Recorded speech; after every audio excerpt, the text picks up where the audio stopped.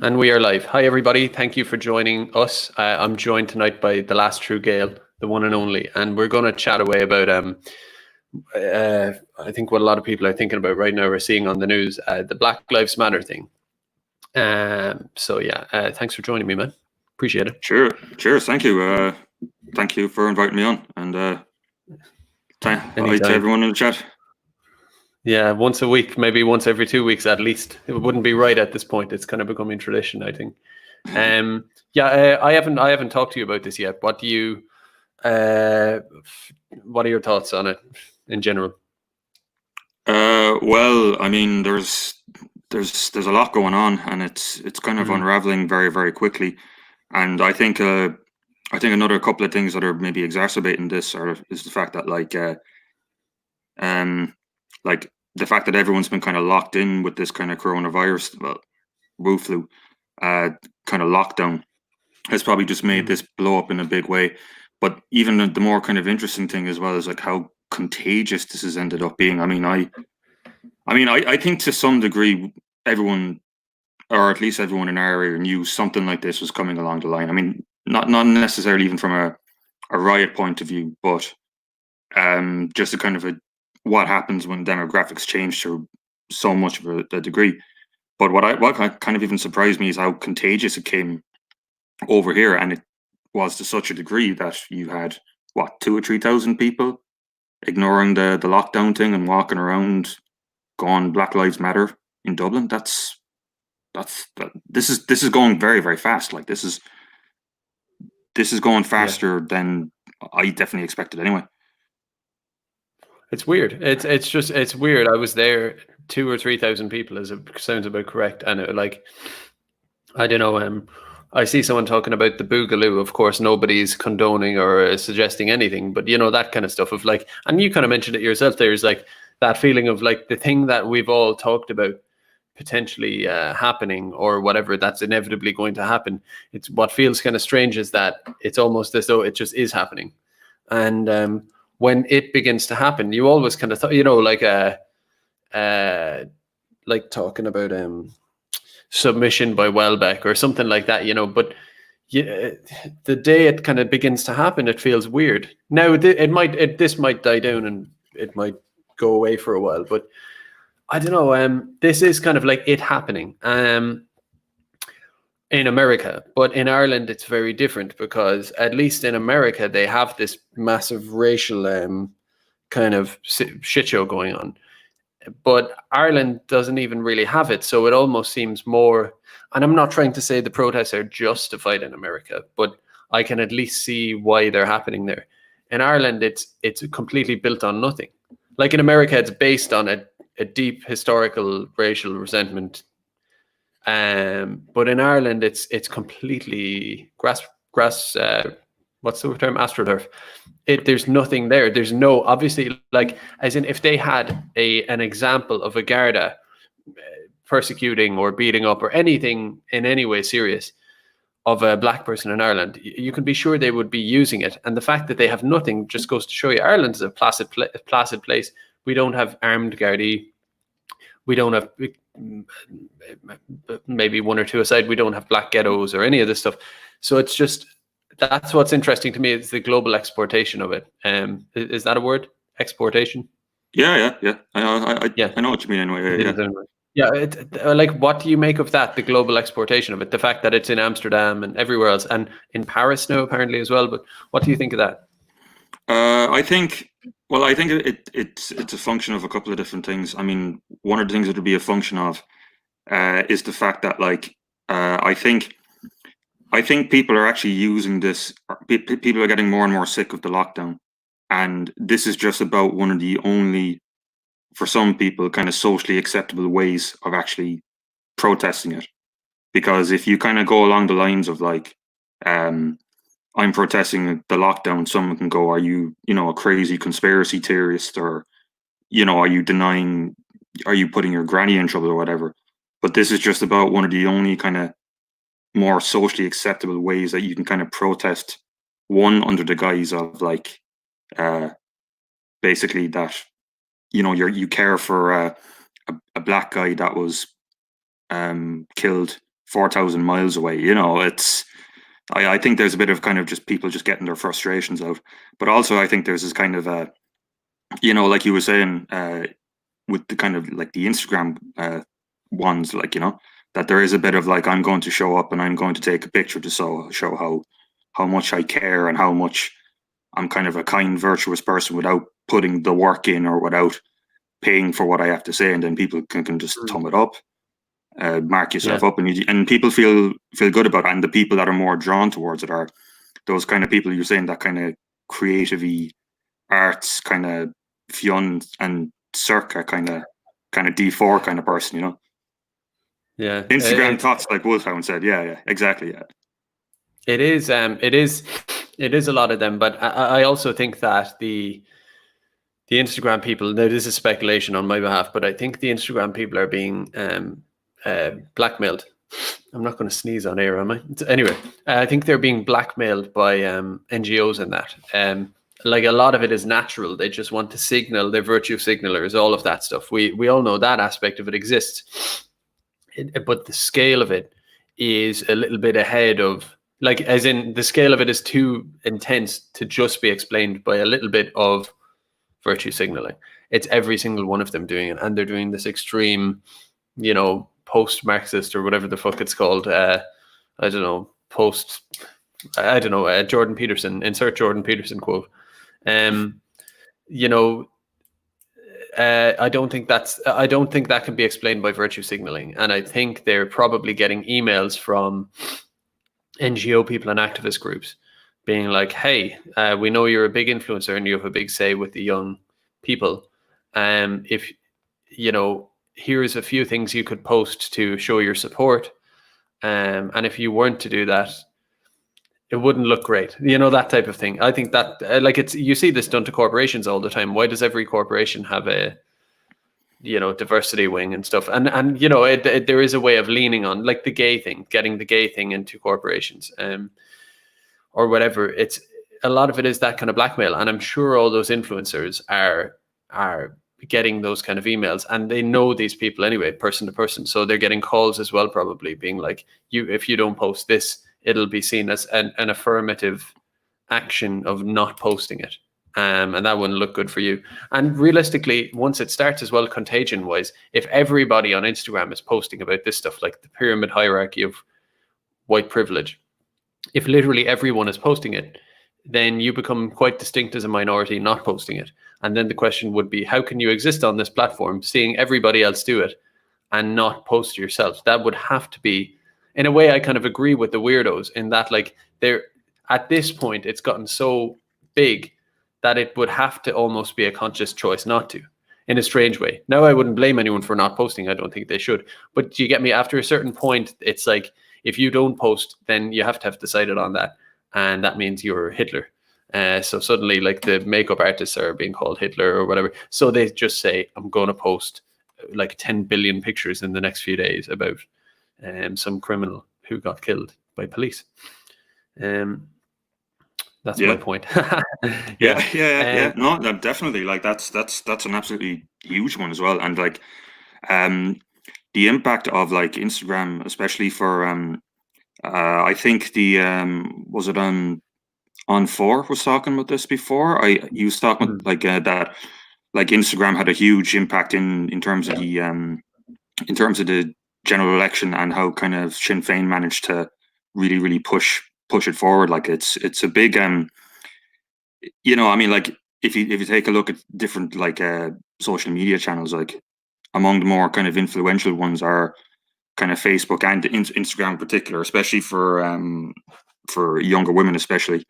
And I don't think that's a point or something that is talked about enough, because it is hugely influential. And like you said, once this thing gets going in a certain direction, it just explodes, and then you get like 3,000 people marching for Black Lives Matter in Dublin.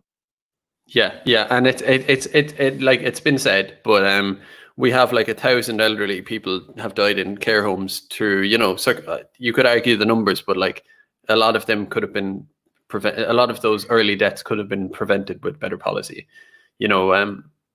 and various things. We have things like there's so much going on around this country affecting people, and we have young people being mobilized. And again, it's not about those young people who are at it, or even some of the older ones. I really don't see them as people with agency. I have to be honest. Like I don't think about them. I try to think more about the people and the forces that are mobilizing them. That's all it is. Because like, think about it this way: if you gave us control of social media, right, and we were and when I say us, I mean our type of people. And we ran social media in the sense that we didn't ban absolutely everything that we didn't like, but we did ban a lot of it. Our kind of version of what was considered fake news or hateful or misleading or whatever was all the opposite way. You get the point. And like if we had the social media like that, people would be getting nothing but pictures of like 6 black thugs in America kicking some old lady's head in for trying to defend her shop. They'd be getting that all day long. They'd be getting all these Chad guys defending their neighborhood in Philadelphia and stuff like that. Everything would be the other way around, and they would be out there in the same numbers. Here's another example I have. In whenever it was 1984, 3 or 2, or when the 8th Amendment was introduced, it was voted in by 2/3. And people would say it was voted in by a religiously indoctrinated majority, though. But then, a few decades later, the 8th was repealed in the same numbers by about 2/3. And it's like, well, they were equally religiously indoctrinated in that sense. It's not like they became critical thinkers between the 80s and now. They swapped one for the other. So it's like these people are out on the street. It's not really about those individuals. They are just, I mean, I don't mean to sound like an elitist. I respect people and all that, but a lot of them are just like sacks of potatoes to be kind of moved around by smarter people and more kind of savvy forces. And that's all it is to me in Ireland, anyway. Now it's a difference in Ireland. In America, it's a bit more serious. I think it's a different thing. Well, I mean, like, oh yeah, sorry. No, go ahead. No, like just in relation to what you were saying there about the kind of social media kind of thing.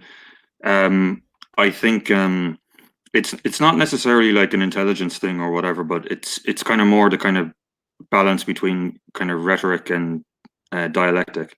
So, like, in other words, kind of trying to get people on a kind of an emotional, persuasive level, rather than a kind of very factual kind of database level, because most people don't kind of go like that or operate like that. I mean, and that's the kind of the worst examples of it. With that would be something like RT. So I kind of did a video a while back on kind of how RT are kind of the way that they're through the 6-1 news are kind of set up to emotionally manipulate people, but it's kind of presented as this is kind of a factual, objective representation, and kind of people go, oh, okay, well, I can be an informed person by watching the news or consuming the media like that. But it doesn't work like that, because I mean, I think one of the ways that, like, Morgoth did a great video on how people are essentially policing each other with this, and where does that come from? It comes from a lot of this kind of very, very rhetorical social media stuff, which kind of instills fear into people, and then kind of builds them back up and makes them feel better, and does this through all these things. Like, I mean, I'm sure everyone's kind of noticing in the media the whole thing of like comparing us to the United States in terms of the Wu flu deaths, or comparing us to Britain, even though from a kind of a population density point of view, from a country size point of view, from a population size point of view, it doesn't make sense to compare us to a whole continent. And even then, when that's done, it's kind of wrong, because we're still ahead of the United States in terms of deaths per million population. And once you even remove New York out of that, the United States are doing actually way, way better. And New York were always going to be one of the worst hits, because it's the transit center almost, or one of the big transit hubs in the world. So yeah, just like maybe London or somewhere like that. It's an interesting point you made there, that the media, when I say the media, all my definitions keep broadening these days. When I say the media, at this point, I don't just mean the Irish Times and RTE. it is just the big, massive information sphere, the entire reservoir through which the majority of the population receives their information and their messaging. That's what I would mean by the media. But, interesting point you made there, that the media, and that might even include your education kind of system or narratives within your education system, it kind of breaks you down and builds you back up. That was a very good way of putting it. It does. It breaks you down, and then it provides you with the answers you must have to the questions you've been told to ask. It's like fully encapsulated. It's fascinating. Yeah, especially like even with this, I think that's how a lot of this leftist kind of stuff works, because like you get like, you're kind of more extreme, far left kind of people, or whatever phrase you want to use. A lot of the time they often end up just like, I mean, a lot of people end up in arts courses or humanity courses, from what I've seen, just to have a degree and get a job and, whatever. But a lot of people will end up there kind of feeling more, maybe they had bad experiences, being bullied or whatever. And then it ends up like, why am I in this position? And, maybe I'm, I don't know, well, I mean, yeah, a black person and in a majority white country, and I feel like an outsider. Why do I feel like an outsider? And then suddenly I'm in university and I'm being told all these critical theories saying, well, you're this because this group of people has had a history or a history of essentially just exploiting people like you. And that's your answer. And then they start feeling kind of just more fuzzy and kind of related to it. And that makes them kind of back up the system even more and more and more, because it's given them that kind of emotional response, basically. Yeah. It's, I mean, there's probably a bit of, in terms of, let's say, black people in Ireland, there's a bit of alienation naturally exists, being a racial minority in a country. You kind of feel that inherently beyond any messaging or anything. It's just there. A lot of it, though, is going to be messaging as well. Like I've often seen back in my old home neighborhood, there was a black couple a few years, or not a black couple, but a black family moved in down the road. And they seemed really nice. The parents seemed really nice, and the kids were just well looked after. Nice family, right? Kind of like a model looking family. And the kids were just playing around and having a good time. And they were just pretty decent, as a family. Yeah. And I thought, it's such a sad thing. And I'm not going with the whole American CivNat thing now. I understand. I'm not that or whatever. But still, I was looking at this family thinking, whatever hope there is for these people to integrate in terms of just, they're a decent family, we're a decent country, we don't hate them, they don't hate us, whatever, right? Get on with it, no big deal. I'm thinking these kids are going to probably go to college and it's all over. And before even that, maybe by the first time they see American Hollywood kind of media when they're 12 and 13, or whenever they really start kind of thinking a little bit more, when they reach their adolescence and beyond, their head will be absolutely filled with all sorts of emotional stuff. And whether it's like the This Is America song, your man, whatever his name is, or with that kind of evocative kind of music of, it's actually a very powerful song in its own way. It's kind of evoking a few things, but the university system and everything, they will be filled with an American style racial resentment of slavery and colonization and all this stuff, when it's like, listen, you're probably like a middle-class family from Nigeria or something. You've come here and there's no place for that. But yet the gravity of that force will probably, with these kids, be inescapable. For all I know, they're in college by now, but it will probably be inescapable. They'd probably be showing up at this stuff and saying, Irish people are so racist, and I get it all the time. And frankly, when they say, there's this big thing about black people in Ireland that this was a huge thing over the last couple of days. I don't think we've talked about online anyway, which was some black people. It's not all, it's just some loudmouths on Twitter kind of saying, I experience racism every day. It's shocking. It's terrible. And then Irish people are like, I'm listening. My ears are open. I'm on my knees listening, that kind of thing. And I come along and some others come along and just go, listen, that's bullshit. I started trolling them. I started saying, I respect your speculation. I started calling it speculation and opinion. And they were going nuts, because they're like, no, it is not. It's my experience, my lived experience. How dare you? Like, it kind of lost for words.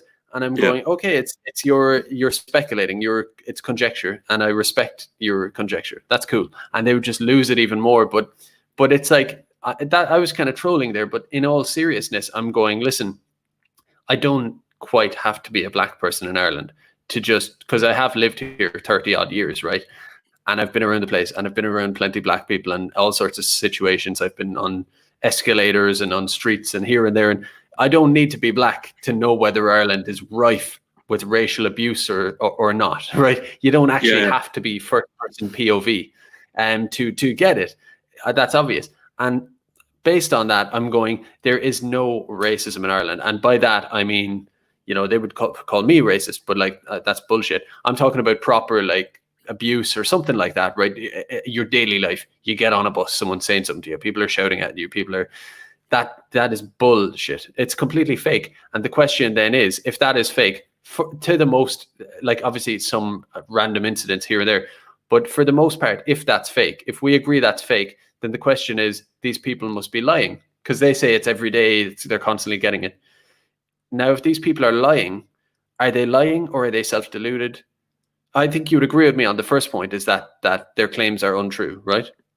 Yeah, no, I would definitely, and like kind of like yourself, like, you know, I've been around plenty of, or a good amount, and like, you know, like you'll get like the odd bit of ribbon or the odd kind of joke here and there, but there's nothing malicious about it.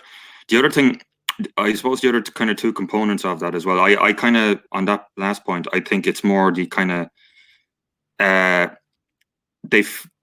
there's a difference between maybe first and second generation in terms of how they kind of feel like that. So like from what I've kind of seen, the kind of, maybe you talk to kind of an older kind of came in the late 90s, early 2000s, you know, they haven't had the whole kind of Hollywood thing. They've had their own kind of life experiences, all that kind of thing.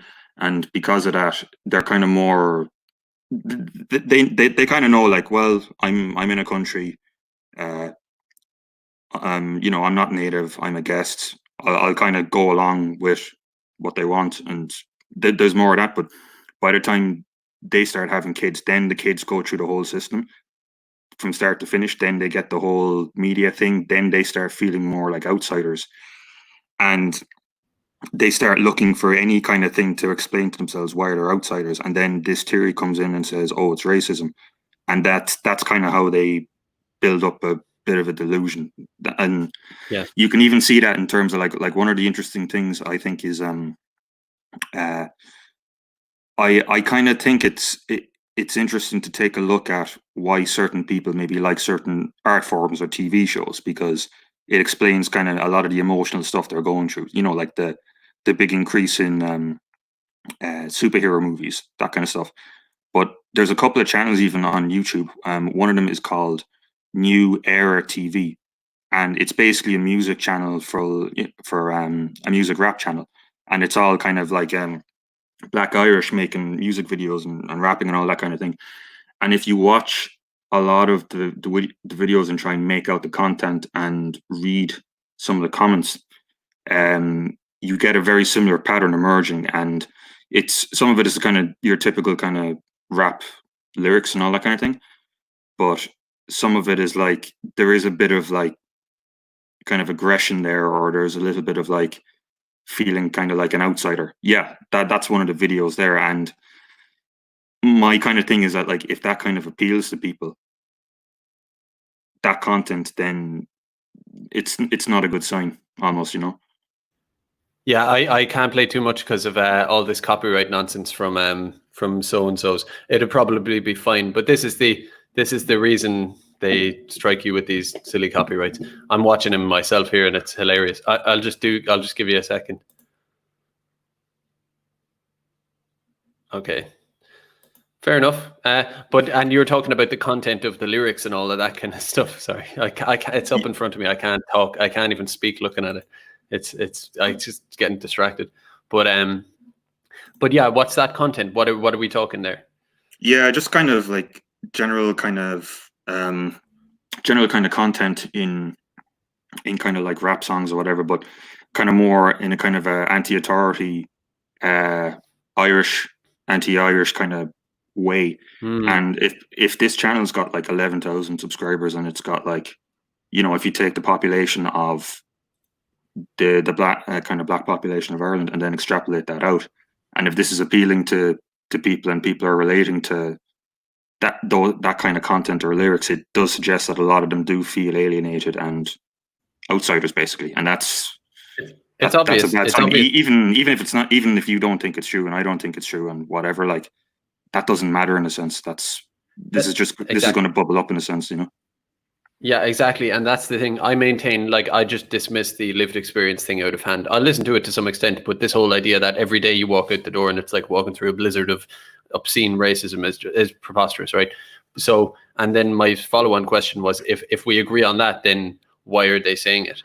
And it goes back to the resentment you're talking about. And then it's, why do they experience the resentment? Your second generation point is very true. I mean, if someone lived in Lagos until they were 25 or whatever, and then they move over.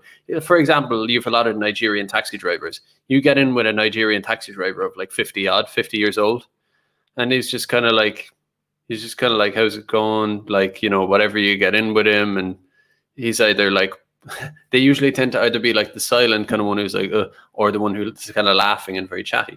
But either way, they're just kind of like normal people, like, equalizing for race and put aside all that. There's a general universal kind of normalness about them.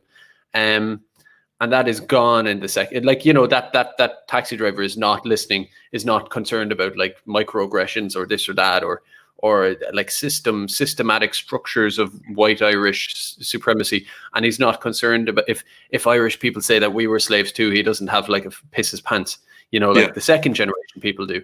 And that's, again, they're all hyped up by, I mean, I won't say they're all hyped up by the NGOs. A lot of it is inherent. And I think a lot of it might have to do with, let's say this taxi driver, he was in Lagos or, Kampala or whatever until he was 25, and then he came over here and whatever, The second generation, a lot of them might not have been home, so to speak, to somewhere like a city in Africa or wherever they're from. So they don't have that sense of like, okay, I'm in a slightly foreign land here. I don't quite belong necessarily the way my Irish kind of buddies do. In a way, it's not my homeland. It's not my heritage. But I do have my own heritage at home. Basically, they feel more like an expat in a sense, like, they go home once or twice a year to home and they get their grandmother's cooking and all that, the first generation. But that second generation are just kind of lost. They're raised in Irish liberal culture, and then they are fed all of that nonsense as well. So they are completely radicalized. And the point is that this gravity, whatever we make of it, however we analyze what it's about, it's not going anywhere, and there's nothing you can do about it. It's only going one direction. And yet, as much as it proves itself, as much as we're proven right on, let's say, the immigration thing, immigration is a bad idea because all people aren't necessarily equal. I don't mean as a value judgment, just in how they feel, their attitudes to things and to each other. And we go, that's the case, and that will create resentment, not just from us to them, but them to us, and this and that. And it's an unfortunate thing you would want to just avoid.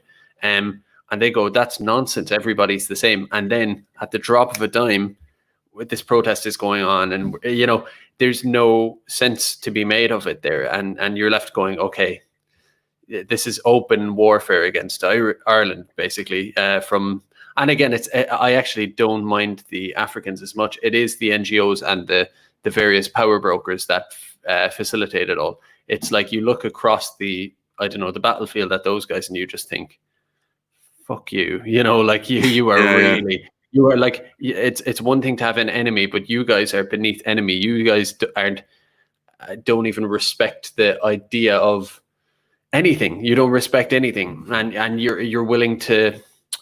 I don't know. They're willing to. There's no truth they will give you. There is no standard of. Yeah, like I just say, all those contradictions. There's no like solid version of truth they will meet you on. At least, it's so they're the most unscrupulous people ever, rambling. Yeah, no, that exactly. Like, and even the kind of way that they do it is, I think with a lot of these kind of NGO things, like if kind of back to maybe something like bio-leninism, like if you've got like a big NGO system and you suddenly put a it could be perfectly competent, could be whatever, say, I don't know, a diversity hire in on a big salary and an easy job that he's not going to get in the private sector. He's going to be stuck there, and he's not going to be able to get maybe a better offer, and so he will have an absolute loyalty to that system, and that's a way that you can kind of emotionally manipulate people, because it's a sort of like, you're never going to do any better and you're being artificially inflated up by the state. And that's I think that's how a lot of these NGOs just have that huge amount of loyalty. So you get something like maybe a basic level of competency, and that basic level of competency is screened through doing the bare minimum to get a degree, and then you combine it with that, and then suddenly you've got a competent, or some competent enough system of people who are just going to do anything and everything to keep loyalty to the regime, basically. That's very, very interesting. Kind of a bio-leninism within the NGOs. Yeah, so that they're I don't know, they're like given a socially legible place in society via their, and not only are they given this wage and that, but yeah, it's a status and power. It is that power, you know, to exercise your political will over others. I don't know, was it Morgoth or one of these guys? Someone else, maybe it was Dave Cullen, I don't know, but talking about how I think it was that Morgoth one, where because of the virus, people are going around socially policing each other, hardcore, like Puritans or whatever. And I remember the night I had that interaction at the bar in Temple Bar early on in the thing, right? And one of my justifications for that, not to get too deep into it, but one of them was, for one anyway, it was early on at the start of it, and I was just thinking, you know what? It's my take was give it a couple of weeks. We don't know where this is going to go. It's a kind of a, what's the word? There's a word for that, caution risk principle, or one of these kind of things. I was like, on that basis, we probably might as well just like if this is fake, okay, but if this is real, then, you know, whatever. The other thing I had that night, not that this matters too much, is that I was just taking a video of inside the bar. Yeah. And I might have posted that to a DM group. And then the bouncer starts giving me shit and flashing a flashlight in my eyes. And I was just like, you fucking prick. So, excuse my language, everybody. But so that was where I was at there in a way. I didn't plan for that. And then it did go viral. And what I said this, I think the night of, or the night after on a stream, is that I felt like, you know, there's, on one sense, there's a bit of exhilaration from everyone saying, get him, you know, and you being at the front of it. But more so because I'm a, you know, a noble man, a noble person, or somewhat anyway. At least I know I'm kind of joking there, but like I at least have some capacity for self-reflection. Is that I felt really uncomfortable. Like at the start, I was like, oh yeah. But then I got really uncomfortable because it was thousands of replies and everyone being like, well done, screw him, you know, all this kind of stuff. And I just felt that kind of surge of, or feeling of kind of power, having lorded it over someone else politically or culturally or in some kind of way, rules, but, you know, the system has given me the authority to pick you out, and, you know, it's kind of like citizen's arrest in a way. Yeah. And everyone was jumping in. And I remember, this is kind of on record, I said, I'm uncomfortable with that, and it feels weird. It feels weird to be in the driver's seat of this kind of thing and having all the weight behind you. And what made me feel slightly unnerved and uncomfortable, I think, makes NGO people, you know, quiver with pleasure, I think. And that's the kind of, maybe the emotional thing behind NGO workers, you know, basically what you said. Yeah, no, absolutely. And it must be kind of a strange thing, or like, I mean, if you're like, even if you're kind of like, say, I'll give an example there, maybe like an LGBT person, and you've now got you're in one of these jobs or in one of these positions, and you have the ability to ruin someone's, or massively fuck up someone's employment prospects by just going to their HR department, and you kind of, in a sense, kind of own that person. That, like, I mean, I've never had that. I mean, I'm not in any of these categories, so I'll never have this kind of power, basically. But it must be a very, very strange or thing. I don't know, like, I feel a bit kind of dodgy about that, to be honest with you. Yeah, Kind of and on a base level, like you were saying, like, yeah. And that's the reason it was so interesting for me, is because I'm used to. Just one thing to point out. Someone went, "What did they say? Gerard was a Karen and a crying laughing face." That's funny, but with the wig on and all of that stuff. But that's a slur, anyway, against people of European descent and all this. People who give out about it. But the thing that was strange for me is that I'm usually on the side of against the grain of society, basically, right? Where I'm doing something because I kind of believe it's right. I have support from, some people, and so do you, and stuff like that. But in general, you're doing it like whatever that perverse incentive is, whatever it is we're doing is going in the face of that, basically. So there's some other reason we're doing it, and whatever you can say it's beliefs. But given that that's my experience with, usually I'm suddenly in this strange position where all of these people are, there's full license on this guy because of the pandemic and all of this. And the government said the pubs are meant to shut. And it was just, it'd be one thing for an average person to experience that and find it a bit weird. But it's even more for me, because not only am I usually in a neutral position, but I'm usually against the grain. So it was it was like getting, I don't know, it was like some kind of role play or something kind of thing, where I got to act out what it's like for one brief, unique moment, albeit online. And yeah, it's weird. It's a sick thing, actually. It's a sick kind of instinct that these people have. So I just want to move on to something else quickly. Is just, what do you make of America? Do you think this is, the end of America in a way? Like, or what? How do you place it? How do you rank it? This whole thing. Well, the riot. I suppose. I suppose a few things. I mean, there have been a number of kind of major changes within America, especially since the 1965 Immigration Act. I get the feeling, talking to, and actually someone told me this as well, but I get the feeling, talking to a lot of Americans, that compared to Europeans, they don't have the same coherent identity that a lot of Europeans would have. And even I remember someone was telling me, like, they've done, I don't know, I haven't looked into this. This is just like someone telling me before, like, that they've done kind of interviews in terms of, like, or surveys in terms of, like, so you're French, what makes France France? So you're Italian, what makes France, or Italy? So you're American, what makes America America?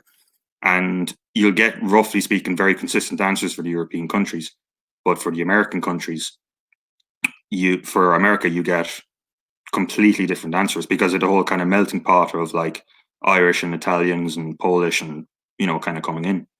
So it's a lot less cohesive in that way.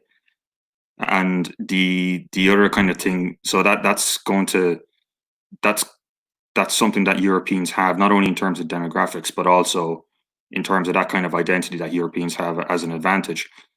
And the second thing as well, I suppose, like, with the numbers that are that bad or split out, like, and the massive differences in opinions between, say, a Texas or a California, I wonder, is, like, I'm kind of increasingly among the opinion that it's basically it's a declining society, and it's going to, you could see sort of balkanization among ethnic lines, or new territories being drawn up all over the place, because this, like, even if this burns itself out, like Keith Woods was talking about in that video, like, the state have not really acted on this for various reasons, and it's kind of set a precedent. And there are going to be more of these. There's going to be another clip of another police officer killing a black guy, and the same thing will happen again, and it's just going to keep it's just going to keep happening and happening. And then you also kind of get into the question of like, I mean, you we were talking about kind of Twitter tabs there, and there was a couple of tabs of like people like bowing in front of black people. And if you're seeing that kind of stuff, you're kind of like, if you're doing that, like how willing are you to fix this or defend yourself? You know, Yeah, how well, I'll it's show. kind of like that Welbeck thing, you know, that Yeah, kind it of is. dying Sure. society Welbeck thing, you know. I don't know if I have audio here. I usually lose audio, but I'll show people anyway.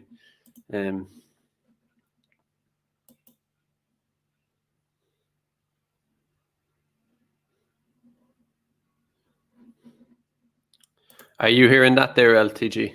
Not much, no. Okay, you're not hearing anything. I think it's worth it. I think it's worth. It only takes a sec here for me to do this usually, but Yeah.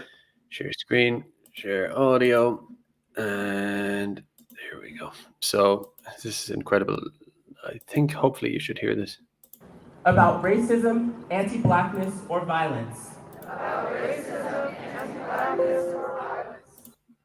Use my voice in the most uplifting way possible. And do everything in my power to educate my community. Were you hearing that? Yeah, perfect, yeah. Okay, there's a few more like that. I just want to go through them. There's another one that's just unreal. Oh, this one is hilarious. Let's just watch some videos, yeah. We're on your side!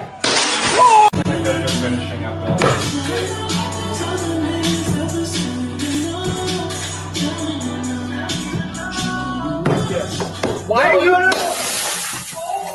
We're on your side! We're on your side! Holy shit! We're on your side! We're on your fucking side! What the fuck? So there's, and you know what I found? I'm sorry. You know what I found ironic about that as well is that not only were they like, we're on your side and all this, but they have this like grimy, crappy hip hop music playing in the background as well. So they're like embodying and doing their culture, you know, and I don't know, they're all about that as well. There's another one here as well that's mad. I have so many tabs here. There's loads of them, like, but there's this one I found incredible. Excuse me. Hey, excuse me. I work for Black Lives Matter. I'm sorry. I work for Black Lives Matter. I'm sorry that I scared you. But since I work for that company, my CEO has told me to come out today and to bring you on your knees because you have white privilege. So if they see that a white person is getting on their knees, that shows solidarity for the situation. And could you just please apologize for your white privilege? Just apologize. I am. I'm trying to think of the right words to say because that's a big thing to say. It's big. Comes from. It's large in this country. I'm incredibly sorry that. You know, with this country, we have that president Donald Duck, that clown in office. You know, he's brought a lot of bigotry, and you're not a part of it, right? No. God, no. And so, you know, Thank you for letting me have a moment. Okay, you have a great day. That is absolutely fucking incredible. Hell. Holy shit. Had you seen it? No, I only saw it there. Jesus Christ. What the fuck was that like? No, like, fuck. I mean, it's not only humiliating, but like, it's dangerous as well because, like, if you're in that scenario, they're not going to be making distinctions between the good guys and the bad guys. There's only, or whatever way you want to phrase it, there's only one target. You know? Yeah, simple as. And that's the thing. And like, she is pathetic for doing that. Now, I don't blame her as much because she's a woman on the street and she's probably works for like, you know, Morgan Chase or whatever. And she's, you know, and that's the way it is. That's what these people are like. They believe all this stuff, but, you know, well, it is pathetic. But also, you know, the guy who's doing it can't believe it's happening. And I know he can believe it's happening, but like what they're doing, you saw it as well with, now this was a kind of a slightly different situation, but you saw it with, did you just fall over? What? Are you being attacked? What? Are you being attacked? No, geez, I'm just looking out the window there. There's no riots going on outside anyway, but I heard a noise. I thought BLM had just jumped in your window and attacked you there. So right, okay. But yeah, I think I was just adjusting like, the computer. Yeah, sound. No worries. The guy knows that he can take the absolute piss out of her. He completely knows, and he's just enjoying it and like completely preying on it. It's and if she were to, if she were to say, listen, if you don't like it, and I'm not saying this YouTube, but if she were to say, listen, there's a big old continent over there toward the east, and the road is wide for you. She would be hung in front of all of America, but he can prostrate her, he can force her to prostrate herself, and it's not a hate crime. Like in a normal state, this guy would be actually locked up. It would be like this, if hate speech were to be equal, you would say, listen, you're preying upon racial narratives to humiliate people. That is despicable. Like, put it this way, someone like Lee Kuan Yew in Singapore probably would have had him locked up for that. I mean, say what you will about pluralistic societies, but like, I don't know. It's just, it's insane. I think you said it best with just the profanities there. It's the best way to put it. It's mental. Yeah. And we're not. It's kind of sad. Well, it is sad, but one of the things about it is like the people that are kind of most likely to do that are the ones who are going to most likely go along with the kind of Antifa Black Lives Matter. Like, I mean, like those guys, what, university lads? Like you can tell everything about them by, the glass window one. About which? You can tell everything about them by looking at their clip. They grew up in a good area, went to university, didn't have much experience with something like that, and then they don't have a conception of something like this, and then they get stones thrown through their window. Yeah. And so you've got this kind of group of people, and they just won't have that conception that if you're in this scenario, things will change very quickly. It'll change far quicker than anyone can keep up on, and they won't be distinguishing targets. It'll just be everyone's a target. Yeah. And you have these, so it is that, and it goes back to bio-leninism and all that, that kind of stuff, where it is mostly the elites who do this kind of stuff. And as much as we feel sorry for this woman being embarrassed like this, she is the one who would stamp all over your kind of grave or whatever, hypothetically speaking, if if she found out the kind of YouTube conversation we're having now, she would say these people should be fired and all of this kind of stuff. So it's like, what?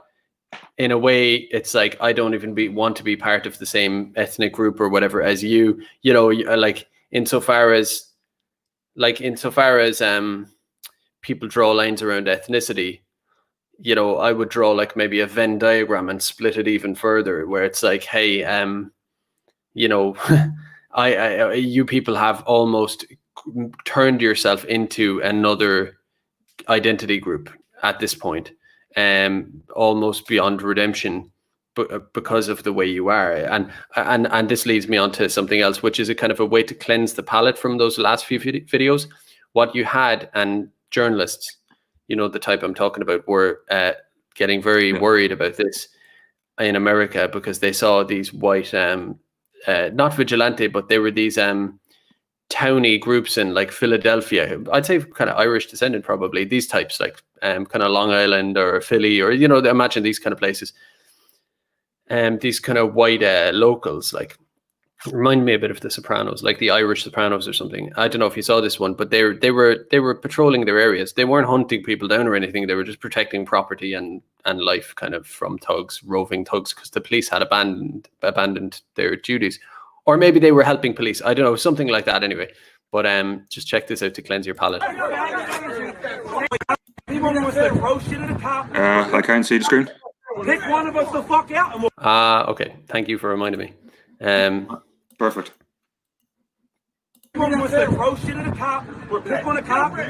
Pick one of us the fuck out, and we'll go around the corner and fight you one-on-one. So invest that. Take that fucking faggot energy. Take that fucking faggot. Go somewhere else. Yeah. Again, it's like he's a salt of the earth guy, and I said this last night when I was talking about this same topic. Is that, you know, at the BLM thing in Dublin, there wasn't a single salt of the earth person to be seen. You know, you could just tell. Look around a few thousand people, you go, there isn't a single one here. I can guarantee you that. And you know, people talk about ethnicity and political divisions and religious. I don't know, is it a class thing or what? But for me, when I see people like this compared to the woman on the street and those dickhead college students and stuff, you know, who would get a corporate job and, you know, respect diversity and all that and walk all over you. And then I look at this guy, I think, you know, beyond race and politics and religion, there is a certain type of class thing. It is kind of rural, you know, rural people and kind of urban working class are people. And it's I almost don't even care to try to appeal to the hipsters and the corporate classes anymore, because they're just irredeemably despicable versus legends like this, you know. Yeah, no, that's it's also an interesting, but like, I suppose, predictable enough development that, like, if you've got a state that's not going to deal with this, or is not capable of dealing with this, then locals from the community are going to start setting up their own vigilante groups, and that's where things start to blow up even more, in my opinion. And it seems that you're seeing the traces of that right now. Yeah. And like, you know, the other thing as well is that, like, when you don't have that kind of collective action, which is, I've spoke about this last night, how like our collective action would be very large by now.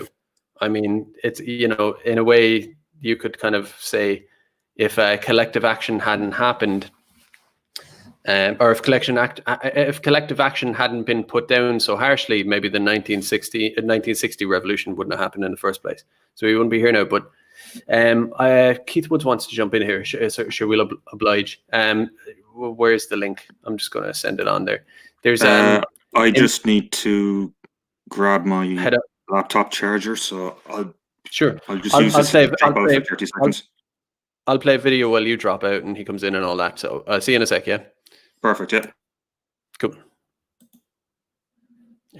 So everybody have a look at this one. It's I mean, it's a guy, speaking of collective action, it's a guy who's on his own trying to defend, or basically trying to hold the flag peacefully at one of these rallies, and look what they kind of do.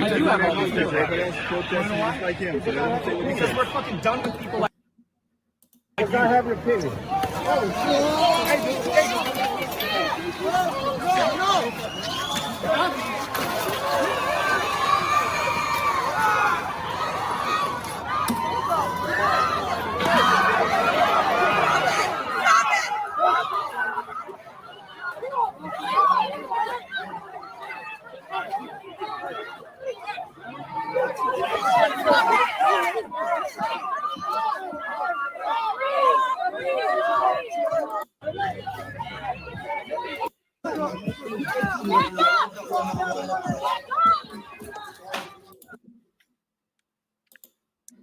And what subsequently happened is there was a guy tried to help him.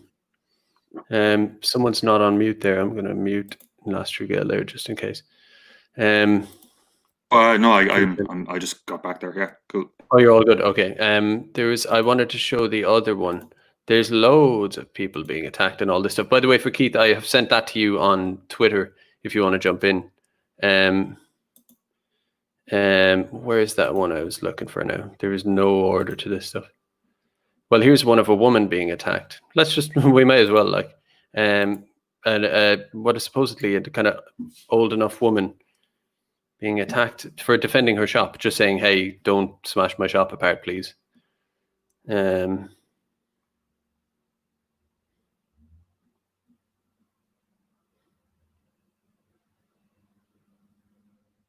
This does not have any audio, so, but just check it out now. They come back.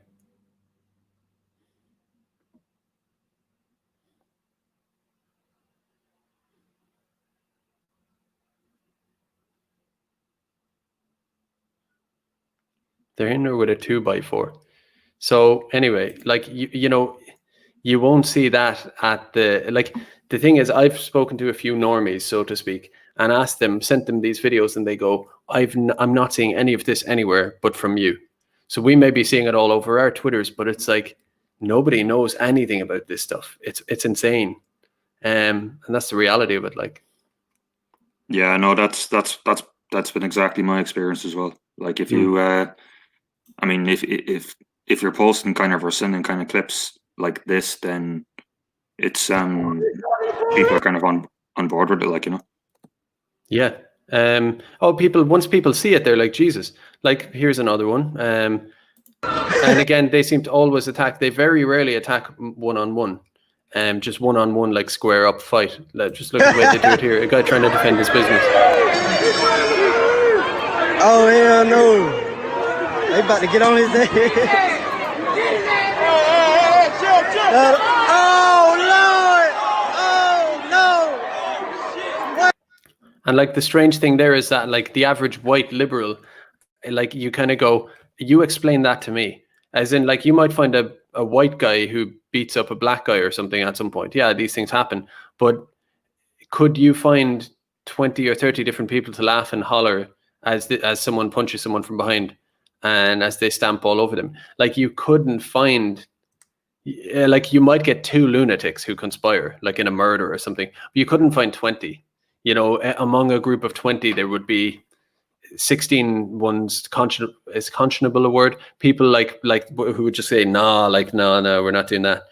But yet there is this thug culture. I don't know how much I can kind of say, you know, but it is what it is.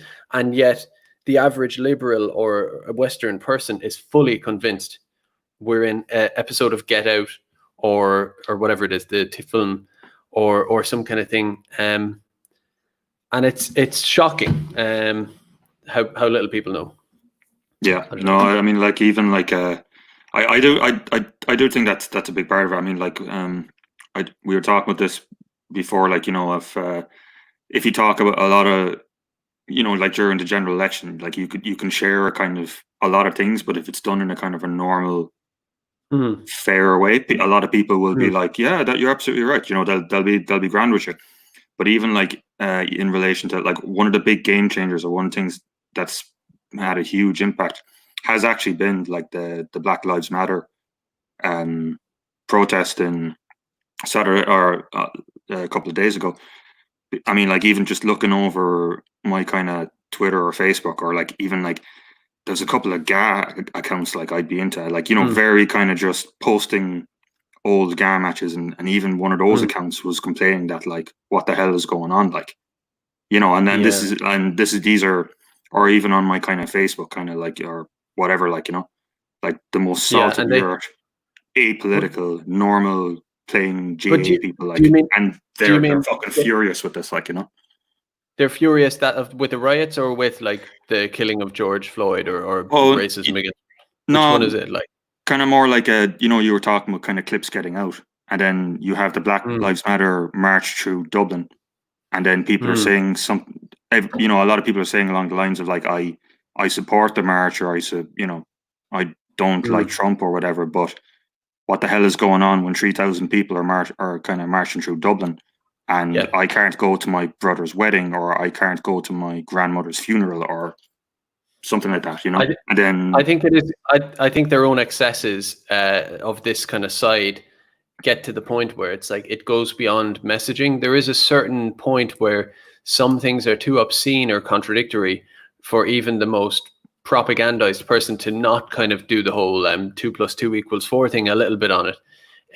I just want to point out as well that it's not just the black BLM people, it's also these Antifas who are absolutely psychotic. Like, as in, this guy is clearly a little shit. I'll point, it's the guy in the mask here, you can see he's the guy who's the main guy here in this incident. But like, you know full well that if you walked up square face to face with him and you went go for it, he would walk away. But you can see their actions here. This guy here was trying to protect the other guy with the flag. That's all he was basically doing. And here we go. Oh, and by the way, the comparison I want to make is compared to the Philly guys, the guys from Philadelphia who were like, get that F energy out of here, who came together. They had bars and they went, you know, they came together as a collective. and they were cool. But it's like leaving individuals out like this. Like basically, we have to collectivize, obviously, and or at least white Americans basically do anyway. It's not quite our problem, but collectivism is important in this way. Keith's ready to jump in there. Howdy. How's it going, lads? What's the crack? Oh, yeah. Come here. I was just about to show the man getting kicked in the face on the ground. I've kind of started it now, so I'll just finish that video quickly. Good to have you on. I'll just do it now so we can get it over with.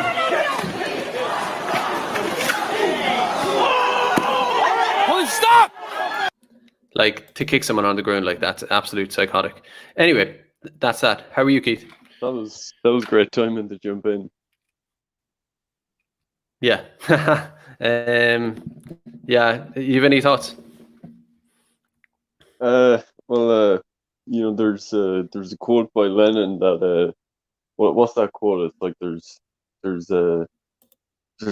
what is it? There's decades where nothing happens at all, and then there's weeks where decades happen.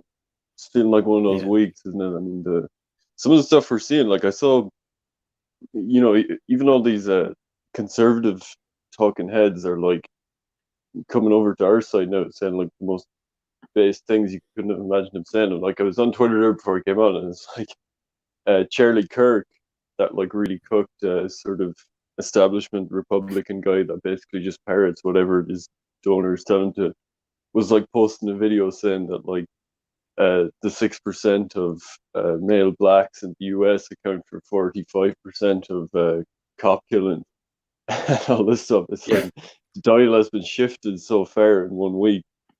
Pretty crazy. Incredible. But there was breaking news before I came on. Apparently there was like 2 truckloads of explosives in Washington, and the cops uncovered some and are in pursuit of them. So yeah, it's I mean, it's really serious stuff. Fuck. Yeah. That, and just on your Charlie Kirk point, next thing we're going to have John McGurk talking about aerial photography, you know. Give it a week. But that's even happening with John as well. I mean, like some of John's stuff, like, or even a couple of the last Gript articles he's done have been not only kind of going towards more of that side, but they've been really, really good. Like it's happening with us as well, which is very interesting to see too. Yeah. I mean, the question. I was just listening to a stream of like 6 like libertarians. They're all like Anglo like libertarians, and you know, they spent so much time like attacking nationalists and so on. And it was amazing. Like they're just like embrace nationalism. They're just like, yeah, we don't really have an answer to this except to just like use the state to crack down on this stuff, and for like you know, white people to unite against this stuff. Like they've just accepted it because it's like, what's your way out of this in a liberal framework? There is none. Yeah. I saw you tweeted back at Paul Joseph Watson, more liberalism isn't going to help us on this one, but yeah, it's true, you know. But the thing I want to get at, he actually acknowledged that. He replied and he said that he's in favor of martial law, which is again another incredible shift, because you know what are InfoWars always warning about, that the state are going to put jackboots on the ground and we're going to have martial law. Now here's Paul Joseph Watson. He's like, yeah, you know what? Actually, we probably need those FEMA camps. Yeah, but the thing is, how is America? Because the question is, I suppose, actually, there was a tweet by Tom Cotton, Senator Tom Cotton, some Republican senator, but he was fighting back against the argument. Now is like, it's funny how, just like you say, how quickly it's changed, because the argument now, the dialectic now is martial law versus not martial law. So the Republicans have gone from like gay individualism to like, they're like the like bipartisan dialectic is now is martial law versus chaos and anarchy, which is cool, I suppose. But Tom Cotton's tweet in trying to defend martial law basically was, he was saying this has been done before, starting in the Whiskey Rebellion of 1786 or whatever. And then he fast forwarded up to 1965. He said, he did a thread and he said, in fact, since 1965 or 1960, we've had several instances of martial law or whatever, being the army being put on the streets. And he started with the forced integration of schools in somewhere, Little Rock or somewhere like that. And then the next one was like, I'm making this up, but like the Detroit riots of 1969, when Martin Luther King died, how it kicked off in Washington, there were 10,000 troops came in. In LA, race riots, it's described as, right? General just race in LA in 1992 because of Rodney King. And I'm like, my point on that was like, this diversity stuff sure is high maintenance there, you know? But sorry, I'm rambling, but my point is, we've had these previous instances, and I'm sure every time that happened, they thought, this is it. It's really coming apart now, like after Martin Luther King's assassination or something. They always think that. And are we in a situation where we think that now as well because we're in it, or is this different? I don't know. I mean, I know there is that tendency to kind of overstate things, but I don't know. There's just, I mean, there's no going back the way things are. Like, I mean, the media has made half the population bloodthirsty. I mean, the levels of anti-white hatred is just unbelievable. It's not the kind of thing that you can just reverse. It's not the kind of thing that you can moderate. I mean, you look at the last few weeks, like the woman that they were calling Karen that called the cops on a black guy in Central Park. She lost her job. She had her dog taken off her. She was banned from Central Park. And it's like mainstream media is like running with headlines calling her Karen, which has become an anti-white slur. It's like they've gone mask off. They're in the they've tried to cover it up to an extent for a while, but they're at the stage now where I think they're confident enough that they can go mask off with this stuff. And I don't really see a way back. I mean, I don't think we're ever going to go back to in the United States. That it's going to go back to like, the sort of mid 2000s when this stuff wasn't front and center as much. Identity politics and everything else. But I mean, the frustrating thing is like at the same time as like maybe there's reason to be optimistic because people are starting to be more honest about this stuff. You look at Europe, and we're making I mean, it's like, how can anyone look at the United States and think that the course we're on is a good idea? I mean, it's just fact. Everywhere these populations go, they bring certain outcomes with them. And you can compare crime statistics in London to crime statistics in the United States for these populations, and they're identical. So, like, there just is no way around it. I mean, and the fact that people are willing to breach these COVID restrictions that have stopped them seeing their dying parents and grandparents in nursing homes, and they're willing to cram into the thousands in Dublin and Amsterdam and all these other cities. It just shows that this stuff is religious. There's no higher religion than the religion of racial equality, and part of that is the self-flagellation, the public penance of going out and getting on your knees or whipping yourself on the back if you're a white person. Yeah, exactly. And even kind of just bleeding into that, even though the demographics on their side are kind of worse, it's kind of like you were saying before, they have a 2 trillion military budget. I mean, at least with them, there's a sort of a half safety valve. But like, if a similar situation was to arise in a lot of European countries or in Ireland, for example, I mean, you were saying yesterday we've only got 7,000 in the army, and you've got a population with no ways of defending themselves. And if there's any kind of weapons on their end from that particular group, I think that's going to start hitting a lot of people that like people are basically left out in the open. A lot of European countries are left out in the open with this. It's all gotten very real, hasn't it? Even the fact that you're talking about that, like we're talking about, and for the NGOs and whoever, we're not inspiring anything or whatever, but it's just the way that we're just looking at what's happening in America. You like, for all the people who laugh at the, you say, oh, your constitution won't save you now, white man. Well, in fairness to the Second Amendment, I mean, when this stuff starts happening, that is pretty damn important. Like, look, what will Irish people have? Their fucking spatulas, when the guards don't show up, and the guards are like doing a like gay TikTok like 5 miles away or whatever in the studio. You're being like home invaded with your spatula to defend yourself, and then you get the Irish Times do an article condemning you the next day for it. Like, that's where we're going. And that Second Amendment stuff has probably calmed this down to a certain degree. But if you've got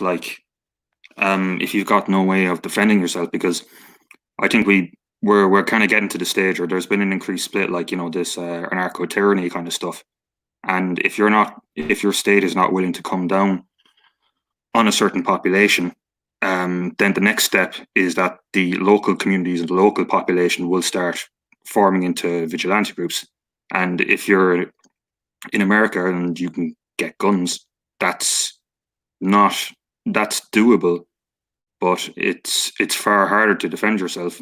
I mean, like in Ireland, I mean, in terms of gun ownership, we're talking about what, like some rural people hunting rifles, 22s. That's it. It's a completely different scenario altogether, you know. Yeah, maybe a couple of tractors as well. I don't know, but the trucks full of explosives and stuff. I've been waiting this week thinking this has another few notches or another few gears of escalation it could potentially go. I mean, wait until, like, yeah, you have people getting kicked in the face and that's bad, and riots and cities burning down. But what about when it escalates into kind of terrorism grade kind of stuff? I mean, Well, I mean that's what we're apparently seeing tonight with this. Again, I haven't really looked into it, but supposedly 2 trucks of explosives. But I have a kind of a conspiracy theory on this, that I think the reason that they were both trying to blame white supremacists and associate white supremacists with this is, I think, they obviously need to crack down on this now. It's gone on for too long. It's becoming too much of a problem. It's getting out of hand. I think they probably didn't care when it was confined to Minneapolis. But now that it's dragging on like this, it's like, okay, we have to get order here somehow. But they're in this sort of catch-22 situation, which is that if they send in the National Guard, if they use the military to try and quell these protests, you're going to have video footage going around of soldiers bashing black people's heads in with batons. You're going to probably have someone get killed. And it's going to create further unrest because it's like, well, now they're using the military to attack black people. And then suddenly you're into civil war territory. So I mean, my own conspiracy theory is that I think they made the link with white supremacists because I think they want a white guy to do something he shouldn't, commit an act of violence, and then they can use that as the pretext and say, well, we're not cracking down on black people. This is like white supremacists and Antifa have taken over these protests and we're restoring law and order. So I wouldn't be surprised to see that. I wouldn't even be surprised if Feds had some kind of, we know they have a history of sort of activating people with mental illnesses and so on. So I wouldn't be surprised to see something like that as a pretext for them restoring law and order. Yeah. I mean, I still don't think they can do it, though. I don't think they can. I don't know. It's strange because you mentioned civil war territory. I don't know. The amount of hatred that's out there, and again, the point you've made of like, and I think this is the answer to what distinguishes this from maybe Detroit and all of these previous race riots, is that with phones and stuff now, like any crackdown from the police will be like the return of Nazism, it's martial law, it's Hitler taking over jackboots and all of that, and they will go wild, and they've already proven a kind of mental illness or inability to decipher any kind of truth from falsehood. And you also see the Antifa, clearly they are sitting there resisting, passively resisting the police in tense situations where like a police might be lying dead across the road. We've seen dead police officers already, several of them. There might be one of them dead, like off screen, and the police are obviously riled up then, thinking we're being attacked, and then they're trying to clear everybody, and they just say go, which when they say something, you're meant to abide by it, and some arsehole Antifa sits on the ground and waits to be slapped, and they get the footage of that, they put it up online, and it gets 200,000 retweets. So it's insoluble as far as I can tell. What do you think, Last Gael? Yeah, I also think as well. Another kind of component about this is, I mean, like I feel free to correct me, but as far as I know, states have to officially put in a kind of a request to bring in kind of, say, the National Guard, and because a lot of these riots are breaking out in Democrat-run areas, the last thing they want to do is to appeal to a Republican with an election about 3 or 4 months' time asking for help, because that's just a guaranteed like look good for Donald Trump. So there's a bit of kind of political aspect to this kind of going on as well. Unless Trump brings in, I think there's an insurrection act and you can bypass the whole thing, but there is certainly a political aspect kind of going on with this as well. Yeah, it's just too polarized. There is no way to deal with this, and of course it's the other side's fault, and then they maintain that it's the white people's fault. It's classic, and it's funny because in a way, you know, something like the Northern Ireland conflict is an example where you can look at it and say it's a properly insoluble thing. Like you have loyalists and Republicans, and it genuinely, there is no scientific answer you can bring to the table for that conflict and say, here's the peace arrangement. Or, well, I know it has been solved, but you know, even now there's no easy answer to fix it. Like one side wants this, one side wants that. And it's not that there's a lack of truth in the situation.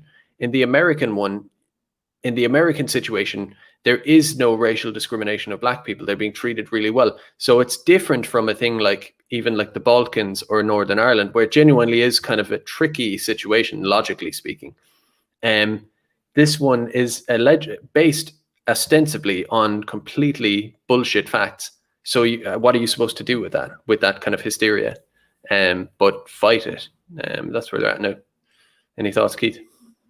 Yeah, I mean the population that's rioting, we know their racial complexion. They're not really agents in this. You know, they're wherever they're imported into the West, they're kind of raw biopower for the elites, and they've been activated by the elites in the United States. I mean, you have all of these multinational corporations are basically cheering on this stuff. They're cheering on the terrorism.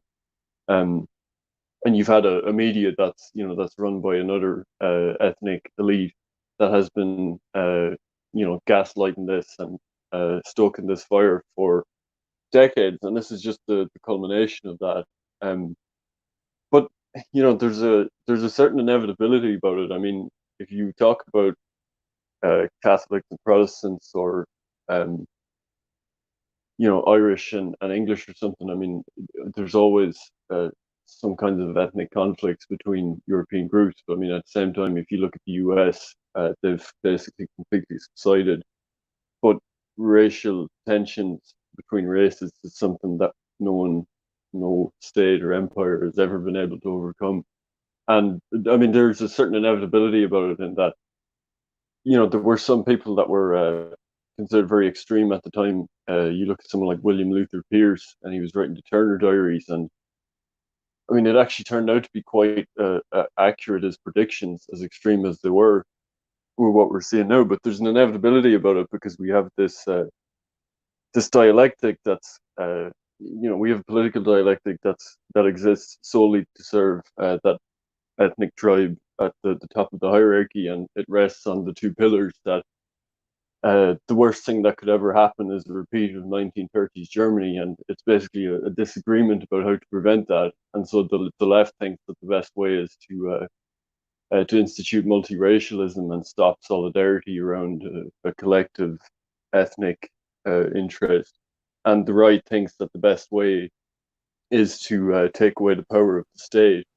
I see the modern political dialectic as basically a disagreement about how to prevent certain historical events in the 1940s, and the left thinks that racism caused it, and the right thinks that collectivism caused it, and that's your political dialectic. And it's no surprise that whenever you have people justifying whatever it is, whether it's a COVID lockdown or talk about racism, they start appealing to what happened in 1930s Germany. That's like the foundational historical event of whatever period of history this is that does start after the Second World War.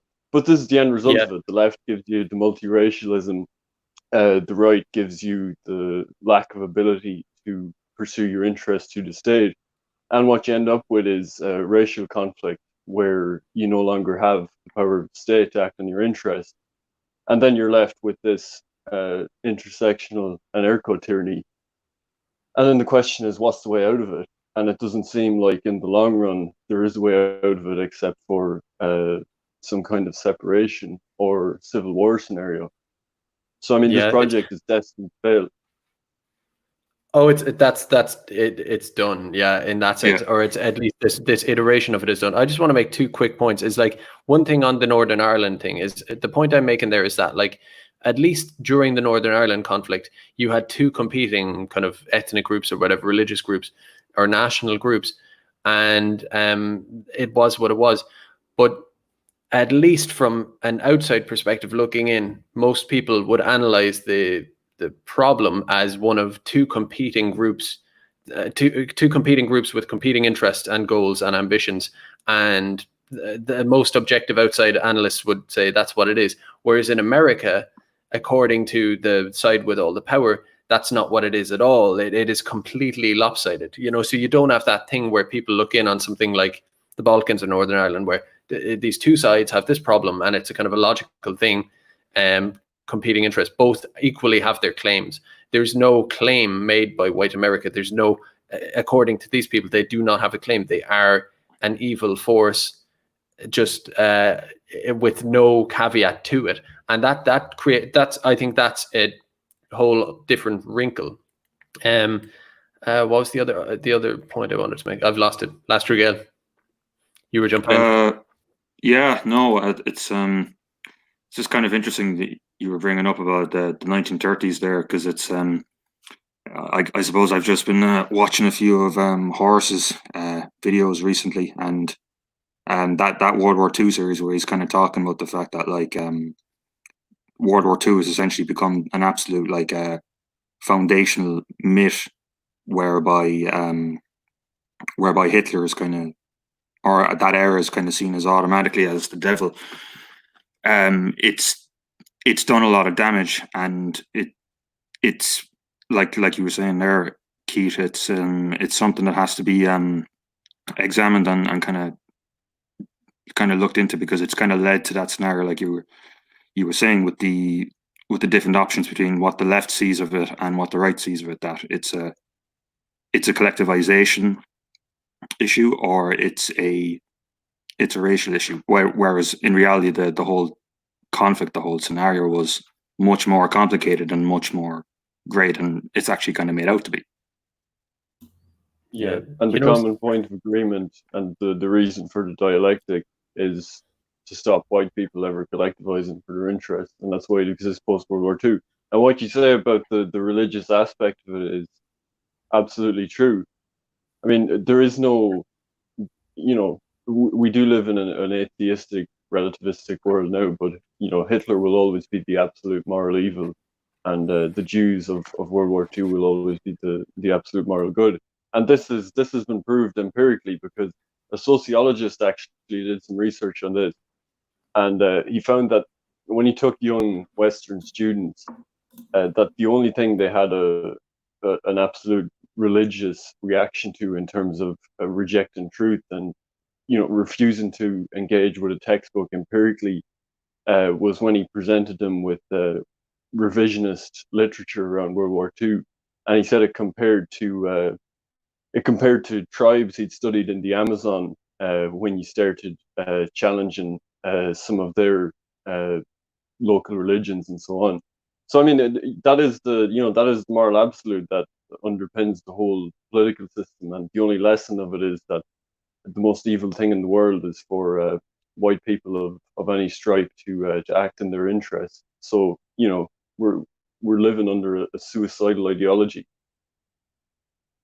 That's interesting. It's kind of like the face people make if you're a so-called racist and you show up at something, I don't know, like one of these free speech rallies, and they look across at you, because I'm a little bit recognizable. I've had these moments where they look across me and they throw me this look, and it is like you're being looked at. It's unlike anything else, as in you would have to go to this South American tribe and break their codes or whatever to see that same look. So I don't know.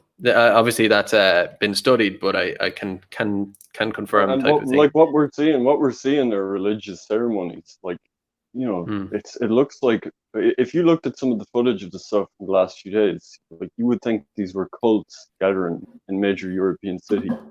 where all of these white people are gathered around on their knees with their hands in the air, sort of self-flagellating, talking about their white guilt. I mean, this is, you can't understand this except as religious in nature.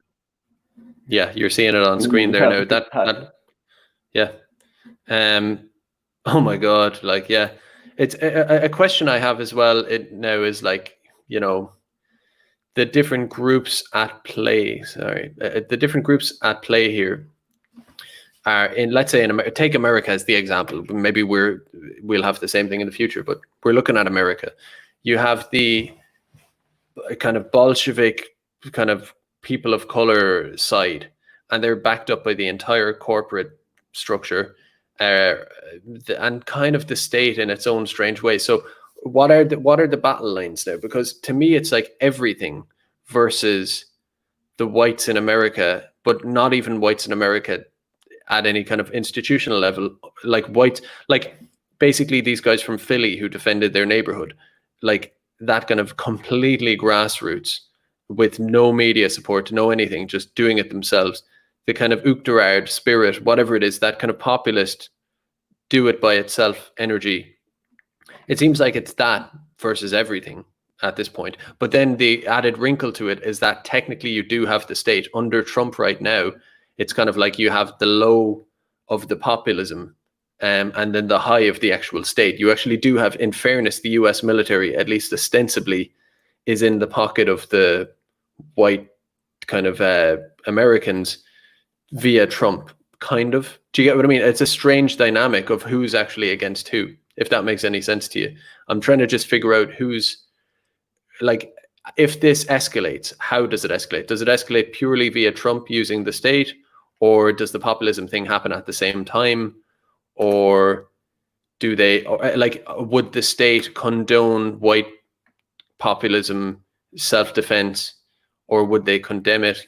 Like, I know you have your conspiracy theory on it, but like of them doing a terrorist attack, but I just wonder how it'll play out. Will the US state act against the white uprising, let's say, or will they kind of step in by using the National Guard in order to displace populist uprising? Or do you get what I mean? I don't know. I'm kind of not making sense there, but like, I think they'll how's have it going to do play out? something. I mean, I don't think they ever expected it to drag on this long. It's going to have to end this week. But I mean, again, in terms of the crackdown, you're looking at serious issues in terms of blowback if it gets violent. But I'm not sure. Like, I don't think white America has any representation in the elite, really. I think this is a classic, like, high and low versus the middle approach to politics.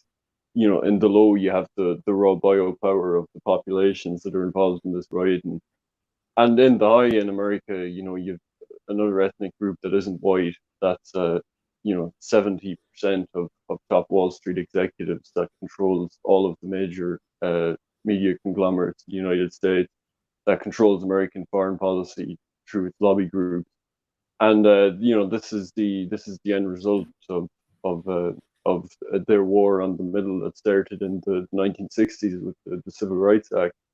You know, it's quite interesting. I've been reading a book by a guy called Christopher Caldwell, which is called The Age of Entitlement, and he's not actually a nationalist himself. He's kind of a liberal conservative, but he takes a very critical view on the Civil Rights Act in the United States, and he basically says it became a second constitution, and no white Americans knew what they were signing up for, but on the principle that it could prevent discrimination, it ended up with affirmative action, all the other things. But it was extended from blacks to gay people and women, and the Civil Rights Act basically became a piece of legislation that said that it was always acceptable to take power to dispossess white men in any case if it was for a population that wasn't white men. And then, of course, with affirmative action and college entrances and so on, you've places like Harvard where it's something like 40% of the students are Jewish, and they're counted as white. So it's it's I mean, the system is just fundamentally and foundationally anti-white, and this is the red pill people should get, is like the every other Western country. America is increasingly looking like a lost cause, but every country in Western Europe, there's not going to be equality of the law. It's not going to be Brazil. It's not going to be these various populations living side by side, and maybe the black population is poorer and so on. It's the way the system is set up is going to be structurally anti-white and against your interests. That's the direction it's going in every country, and the law is going to be changed in such a way to dispossess native population. And I think the hate speech laws are a perfect example of that. Yeah, it does seem, and we, of course, we don't advocate for anything. We just speculate on things, but it does seem, from an outside perspective, looking in, let's use America, and that conflict is the only way out of this possible. And it does seem like this is it. Last year, Gael, you've been a bit quiet there. We'll probably finish up soon enough, but any kind of final thoughts on that, LTG? Yeah, just kind of in relation to what Keith was saying, I think another kind of issue with a lot of these kind of government branches is, and I think Dutton has talked about this as well, is a lot like among a lot of the public sector institutions, a certain kind of personality type is selected for. So kind of like even someone like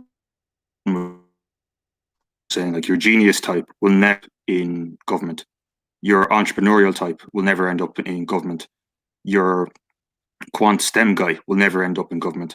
So basically, you'll end up with a structure of people who are kind of just more kind of hardworking, selected for, conscientious, been through the kind of the system, if you will, and they were more interested in keeping the show going, basically, rather than kind of letting it disintegrate. So if you've got a opposing force kind of opposing it, like, maybe something like us, then they see that as kind of a threat to the norm in terms of like what might be going on in government. Will government get bigger? Will government get smaller?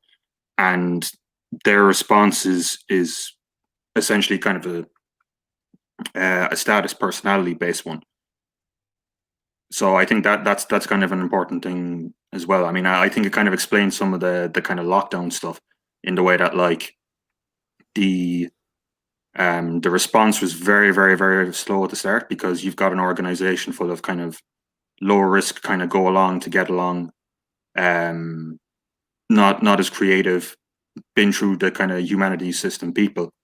But then when things kind of look, that we've got a better idea, the virus might not be as bad as made out to be, you get an extremely slow wind out of the lockdown, and then you get like these proposals, like like from the Department of Children, like Catherine Zappone, like child pods or something like that. These kind of ideas which are just not practical, and there's no thinking forward, and like a third order effect, whereby like you can kind of there's no kind of planned. It's just kind of everything is just done in sequences. So when your organization only has a particular personality type, then eventually things go wrong. I mean, it's not a condemnation of that personality type. I mean, it's like, if you have a company and maybe you're selling a software product, you want the guys to design it, you want salesmen to design it. But the problem is, with a lot of the public sector, is only a certain personality type ends up in there,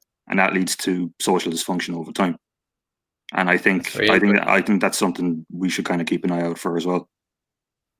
Yeah, that's something I'd say you should explore a lot more. One thing, in fairness, is China is run by engineers, so it's not a fait accompli that you have, it's like the majority of their leadership are kind of engineers as opposed to lawyers and teachers and that kind of stuff.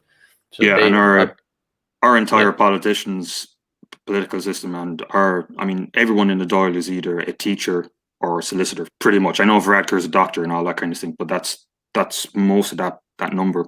Or if you take a look at the background of a lot of secretary generals, or even just a little bit down below, like principal officers, again, same thing. It's all humanities degrees, it's all law, it's all primary or secondary teaching, but you don't see, like, you can even check this if you go on LinkedIn and if you take a look at just people who have their public profiles up and they work there. There's no STEM degrees there, and that's that kind of selection kind of shows you that there's a lack of basically your most quantitatively gifted people, for example, they just don't end up in the public sector. That kind of stuff has kind of built up over time, and I obviously wouldn't be as familiar with the US system, but I'd say there's a similar dynamic going on there as well. The DMV.